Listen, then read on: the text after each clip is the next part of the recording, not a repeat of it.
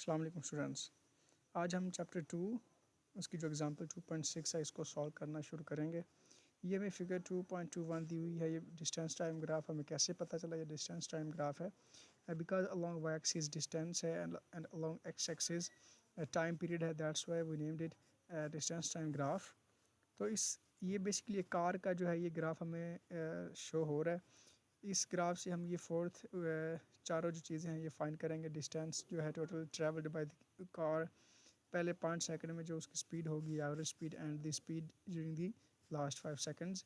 तो ये सारी चीज़ें हम जो है इस ग्राफ से फाइंड करेंगे। So first we try to solve a the distance car has travelled.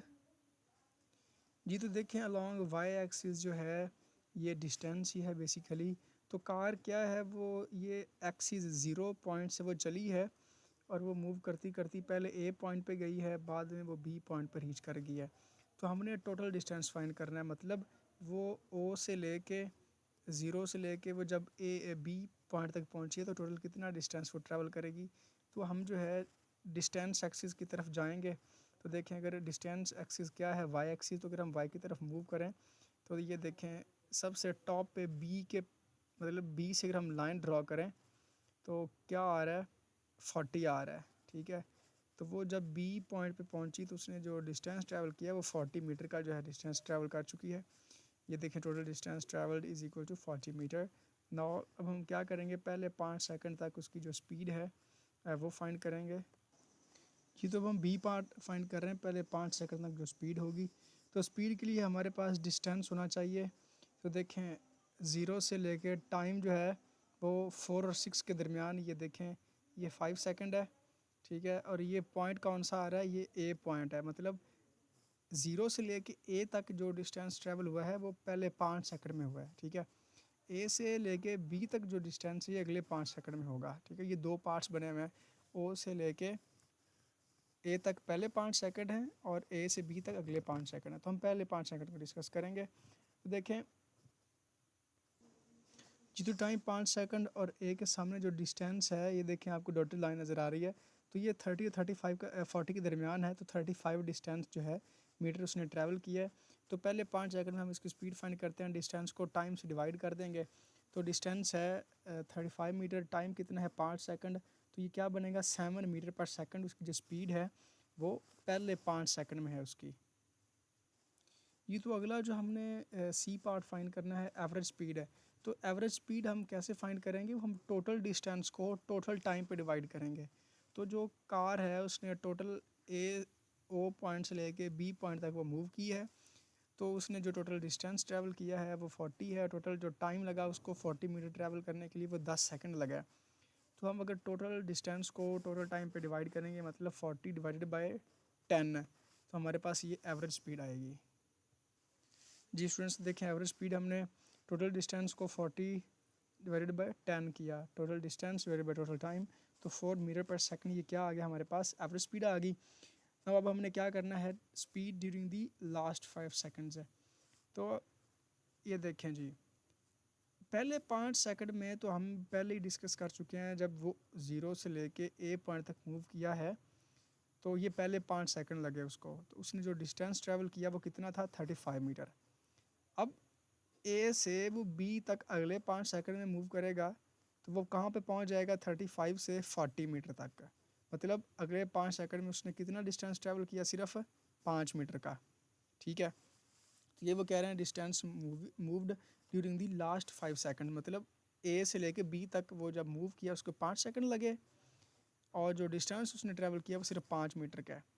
तो हम यहाँ पे भी स्पीड फाइंड कर रहे हैं, तो टाइम को डिस्टेंस को हम टाइम से डिवाइड कर देंगे तो हमारे पास स्पीड आ जाएगी in during the last 5 seconds. जी स्टूडेंट्स तो डिस्टेंस उसने 5 मीटर ट्रैवल किया, 5 सेकंड लगे। तो जिसकी एंड के 5 सेकंड में उसकी जो स्पीड थी कार की वो सिर्फ 1 मीटर पर सेकंड थी। मतलब क्या है, वो 1 सेकंड के अंदर सिर्फ 1 मीटर का डिस्टेंस ही ट्रैवल कर रही थी। Now we try to solve example 2.7, find the acceleration from the speed time graph, figure 2.23। ये हमारे पास फिगर है, स्पीड टाइम ग्राफ है। यहाँ से हम क्या करेंगे, एक्सेलरेशन फाइंड करेंगे। तो हम क्या करते हैं, हम 2 पॉइंट्स जो है, ये ग्राफ जो आपको रेड लाइन शो हो रहा है इसके ऊपर 2 पॉइंट्स कंसीडर करेंगे, ए एंड बी, ठीक है।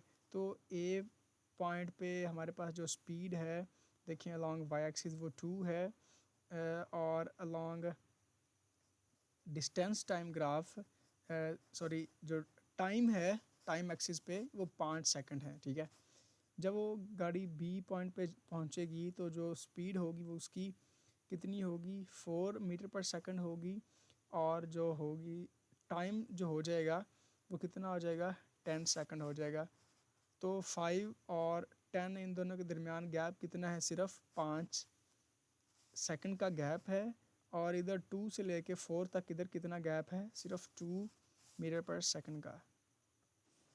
जी स्टूडेंट्स, तो जब गाड़ी ये जो इनिशियल होगी वेलोसिटी वो 2 होगी और फाइनल वेलोसिटी वी होगी, टाइम कितना है गैप दरमियान में, 10 और 5 के दरमियान 5 का है गैप। तो ये हम बेसिकली क्या कर रहे हैं, ये जो लाइन है हमारे पास उसका हम स्लोप फाइंड कर रहे हैं, ठीक है। ये हम बेसिकली स्लोप फाइंड करेंगे।